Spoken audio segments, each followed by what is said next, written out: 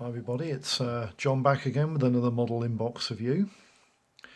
Today we're looking at an aircraft subject which a lot of people might not know very much about. I mean, I certainly, before I started doing the research on this particular kit, I didn't know an awful lot about the aircraft, the real aircraft itself.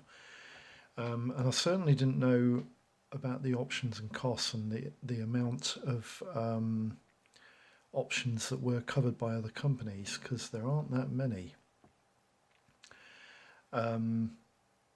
This aircraft is actually a Heinkel He 115A2 of the German Luftwaffe. Most of these aircraft were actually based in Norway and operated across the North Sea, rescuing downed Luftwaffe pilots during the early stages of World War II. The He 115 was actually quite a sound, solid design. It only really had one flaw, is that it was woefully and inadequately defensively armed, and they fell victim quite easily to Allied fighters over the North Sea, which was a shame, that they were actually quite well designed aircraft. The subject matter that we're looking at today is actually a Matchbox Heinkel He 115, which would be PK401. This is the first PK model in its range. I think it's the red range of Matchbox kits.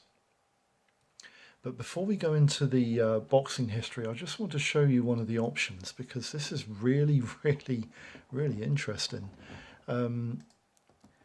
What you're looking at here is actually a 1/700 scale clear plastic Heinkel He 115, and it's produced by a company that we'll get into when I do the options and costs in a minute. But what I wanted to show you is that this particular kit has actually been praised by the model reviewers, not so much the IPMS and professional model reviewers, but more of the diorama model reviewers, because they say that these kits are accurate enough to use in conjunction with 1/700 scale ships. I don't know, I can't remember how many models you get in the box when you buy this particular kit, but I just wanted to show you an image of this thing, because I think they're really, I mean, if you can imagine them painted up in Luftwaffe colours or whatever variants, because the Spanish had them, the Swedish had them.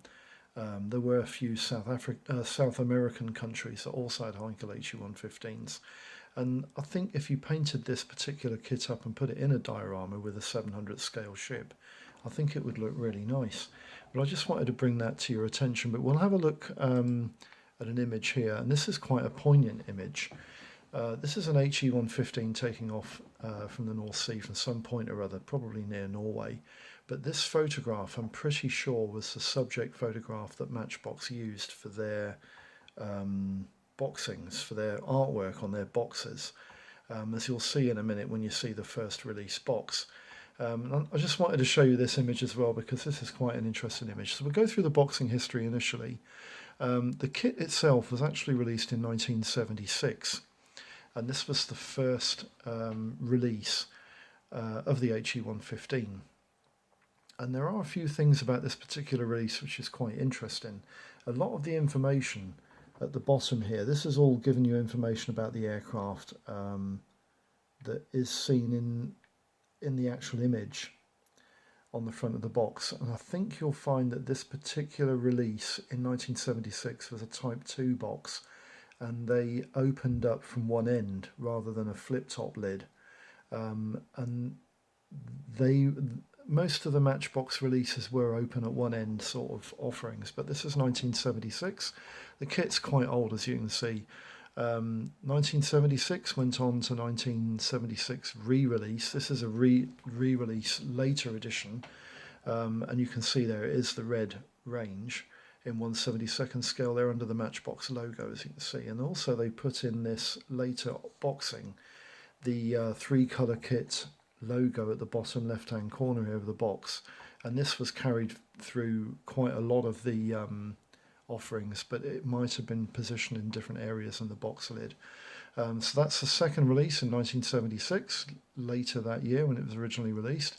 And then in 1979, AMT, which I think is an American agent for Matchbox, they released the HE115 as well in moulded 3-colour kit design. And this was a 1979 release for the American market. 1979 went through to 1983, and this is the second proper re-release, reboxing of the HE115. They did away with the 3-colour kit logo here, but they did put an 8+ logo in the top right-hand corner of the box, which suggested that the kit was aimed between 8 and teenage sort of years. But the 1/72nd scale logo was carried over onto this boxing. I think the 3-colour kit logo was put on the end part of the box here. So the kit was still moulded in 3 different colours. Can't remember what the colours were, but I've got a feeling they might have been dark green, a sort of a mango coloured orangey coat, and maybe a light green colour, like a limey green colour. 1983 went through to 1993. This is 10 years later. You have to remember in the 90s, Revell had the marketing rights for Matchbox models, and although they were sort of they put money into Matchbox basically to market Matchbox kits, they also had the rights to rebox Matchbox kits in their own boxings, and this was the first offering. This is serial number 4342, and it's labelled as a Heinkel HE115C1. 1993 went through to 1998, and this was Revell's marketed Matchbox offering of the HE115 Heinkel float plane, and this is actually the boxing that I've got to inbox review. 1998 there. The other interesting thing, and I'll tell you this more when I go into the actual model inbox review and have a look inside. I'll tell you about the box lid. 1998 went through to 2012, and here again we have another reboxing of the Matchbox kit of the Heinkel HE115, this time in a B and a C seaplane variant, and a model serial number changed to 04276, and that's 2012's boxing from Revell. We'll leave you with an interesting plan view image, and this gives you an idea of what the aircraft looks like. You can see how narrow the fuselage actually was on this plane. It was very, very narrow fuselage, quite cramped conditions inside the cockpit bays. But the surface area of the wing was actually quite large. It had quite a large wing area, and the tail plane was also quite large. So the overall dimensions of the kit, of the aircraft rather, was actually quite sizable. I think this thing was actually bigger than an HE111, which is quite interesting, I think. What I want to do quickly now is just pan the camera down so you can have a quick look at this kit when I open it up and go through the inbox review for you. Yeah, there we go. This is the box itself. If I can bring this a little bit further up, it might be nice if I can do that. That looks a bit better, doesn't it? This is the, I think this is the 4th issuing. This is the boxing that was under Revell. And the thing you have to remember about when Revell marketed Matchbox kits is they did away with the multicoloured plastic, and everything was moulded in one colour. Now, it wasn't regimental grey. Sometimes they were moulded in different colours, but they were all one colour moulds inside the boxes. This particular one was moulded in a dark green. And the other thing about it is that they went back, Revell started to go back to the original format of the lift lid box top that you used to find on Matchbox kits in the original releasings from 1972 to 73. What I want to do quickly first of all is just I want to go through this inbox review the same way I normally go through them, and I'll just put the plastic into the lid so that when we go through the actual parts we'll be putting them back into the box top, and I'll just put the lid back on. So what we want to do first of all is just go through the plans, and then the decals, and then the parts themselves.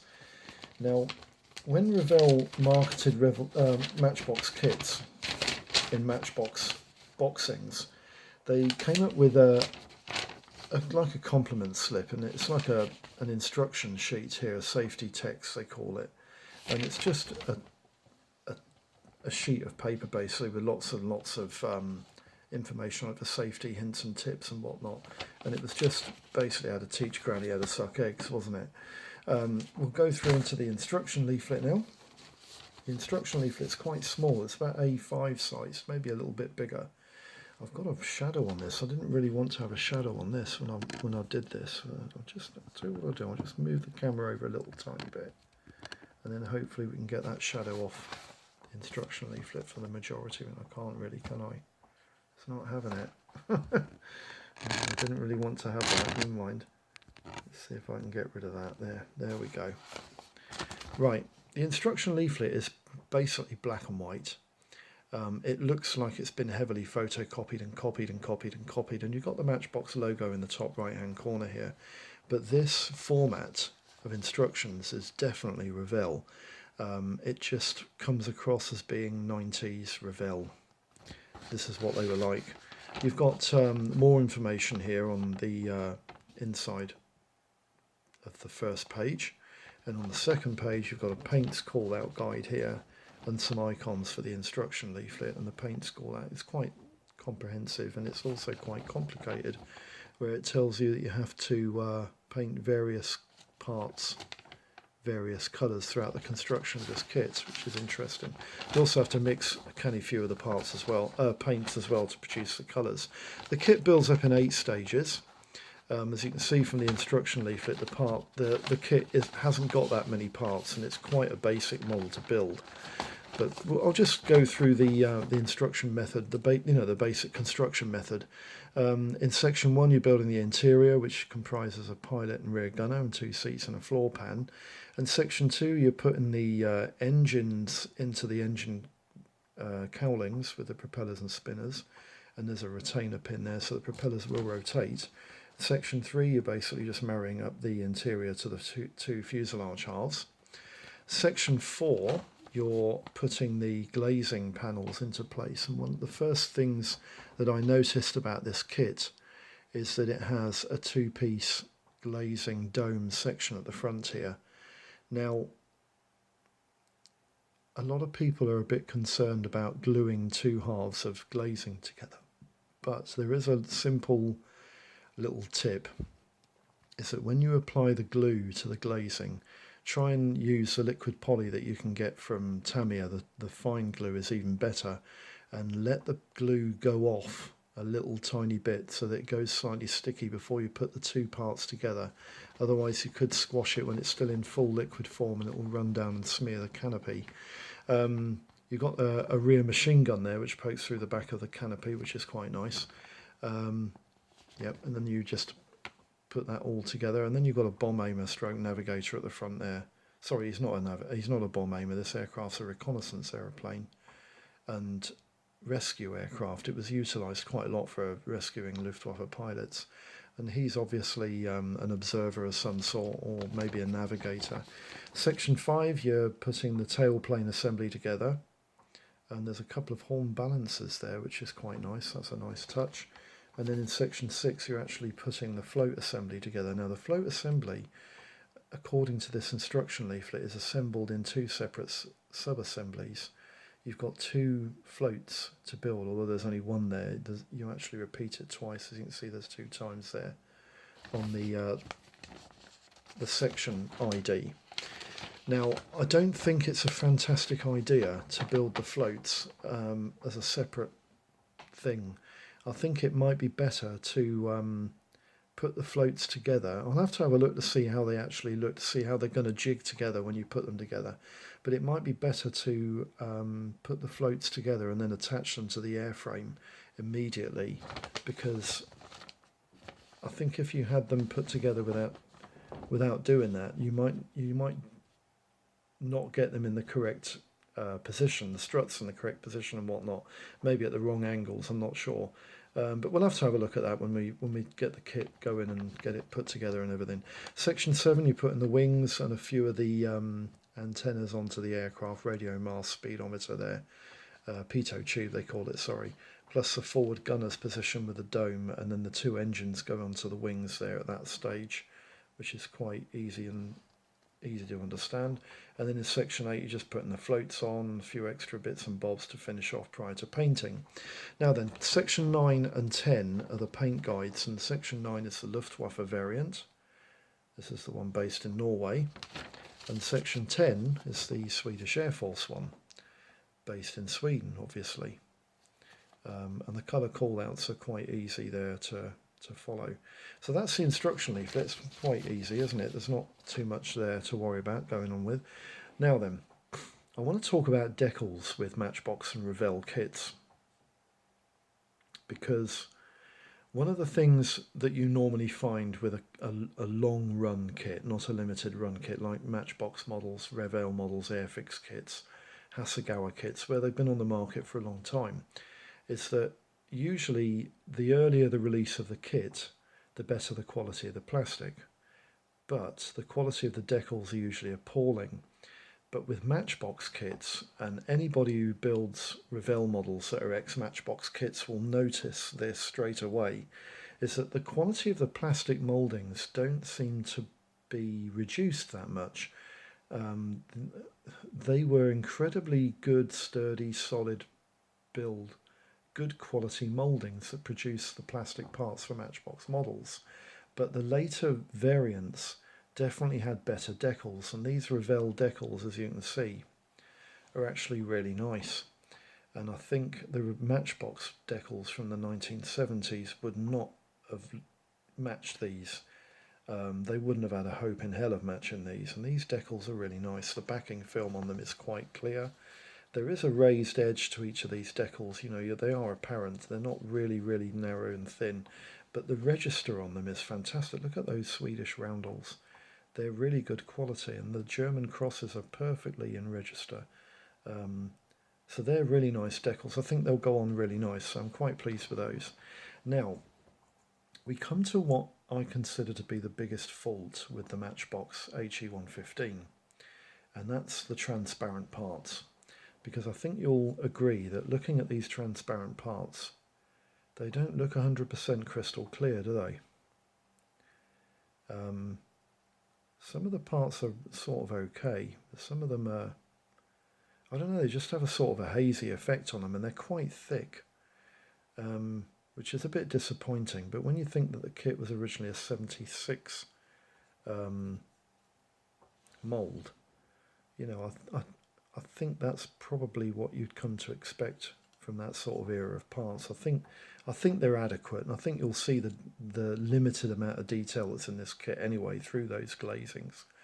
I don't think they're going to obscure the issues that there are with this kit, and being a basic construction in engineering, I think that will I think those transparency parts will be adequate, which, sorry about that. The first sprue, this kit's moulded in dark green plastic, which is it's okay. One of the first things I notice about these parts, especially with the later renditions from Revell of Matchbox kits, is that the parts on the sprue look as good as they were when they were first released in the mid-70s or the early 70s. These parts are really quite clear of burr. There's no flash on them. The parts look a bit, you know, they're not regimental plastic all the way through, but it won't matter because when you've got some paint on these parts, I don't think they're going to show any of it. But they're really crystal clear, crisp, moulded parts, which is really nice. There should still be a bit of care taken because this plastic can sometimes from Matchbox be a little bit brittle. For some reason, when these parts are released from the moulds, they seem to be a little bit firm and brittle. So you'll have to take care when you're removing them from the sprue. But also the raised panel lines is pretty, it shows the heritage of the kits from the 70s, doesn't it? The main control surfaces are smooth. There's no rivets on this kit whatsoever. The raised panel lines go into recessed borders there for the ailerons, the flaps, the elevators, and so on and so on. The parts are quite nice. They're okay, you know. Not much to write home about the airframe parts at all, really. They're pretty much run of the mill for Matchbox. There's two machine guns there, you can just see them quite nicely. I'm not sure which mark they are. There might be MG34s, I'm not sure. It might be MG17s. The aircraft was quite an early design. Not much to write home about there either. The parts are quite basic, aren't they? The engine, the cells, they're pretty basic as well. There's not a lot there to worry about, but the kit is quite basic and it's quite easy to build, which is one of the reasons why I liked Matchbox, because they were an easy kit to build as a child, and I had very fond memories of Matchbox kits, you know. And this kit, to be honest with you, it's going to build up quite big. Look at the size of those floats. There's my hand, and the floats, yeah, they're pretty big, aren't they? Fuselage is quite lengthy as well. Get the dimensions when I do the gumph and everything. And here's these guys. This is an image for you, Al, in Birmingham. These pilots, I think you like these pilots, don't you, more so than the Airfix ones? I sort of sway the other way. I think they're okay. And I think they paint up quite nicely, and the actual detail on them is quite crisp. But I just prefer the Airfix pilots, and I know that you've mentioned in comments before that you prefer the Matchbox guys. The reclining, or rather lying down figure there, he's quite nicely moulded as well. I think he'll paint up quite nice. And the fine detailed parts on these, the propellers, the engines, they're quite crisp, aren't they? There's not much to clean up, you know, when you take the parts off the sprue. So that's the parts themselves. The other thing I just wanted to mention is that the inside of the fuselage, actually, just before I put the lid back on, the inside of the fuselage there is totally bereft of any detail whatsoever. You haven't even got any locating parts to the interior. There's nothing to show you where everything goes inside there. So you just have to trial and error fit everything. And also, you can probably just make it out there, but that's Matchbox Lindsay Products PLC 1975. Now the mould was probably made in 1975, but this kit was definitely not released until only 1976, which is quite interesting. And again, you've got a few recessed segregation parts there, but the actual fuselage halves are completely bereft of any type of surface detail whatsoever. And I don't know if that's a good thing or a bad thing. It's probably a good thing, really, to be honest with you. A lot of people don't like sanding down loads and loads of rivets. So that's the in-box review looking at the kit itself. What I want to quickly do now, I'll just pan the camera up and over so you can see a little bit of that kit. And I'll just go through the gumph on the model. There's not an awful lot to go through on here. The kit itself is the Matchbox Heinkel He 115. Its serial number is 40405. And it's moulded in 1/72nd scale, and the Matchbox serial number is the Red Series PK401.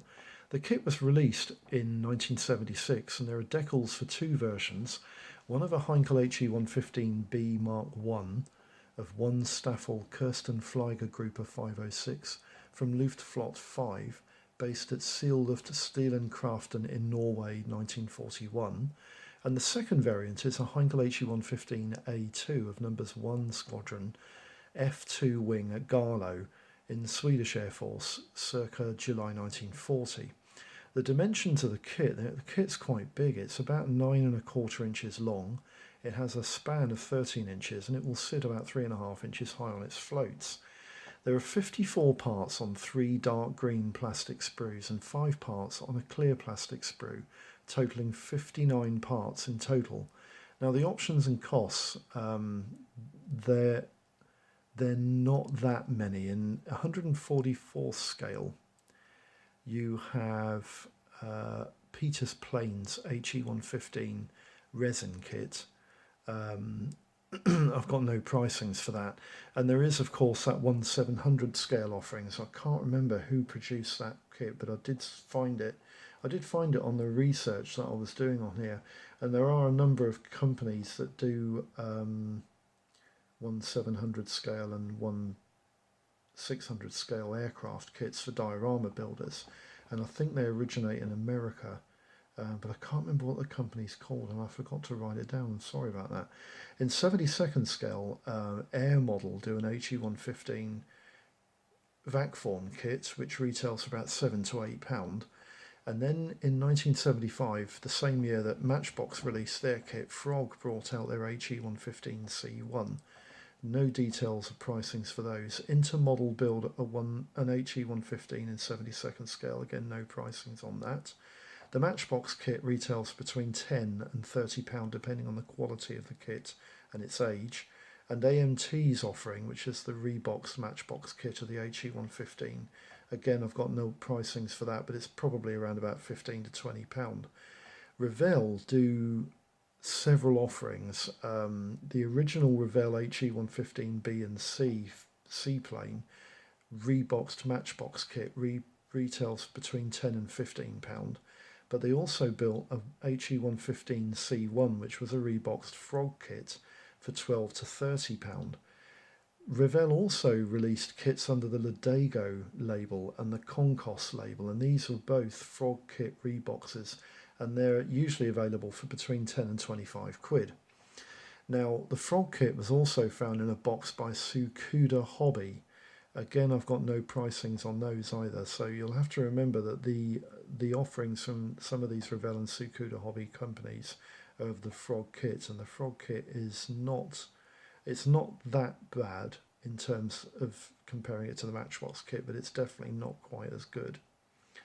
Now, the gem to look out for is a 48 scale offering from Special Hobby. They build an HE115 and an HE115B, and it retails between £60 and £70.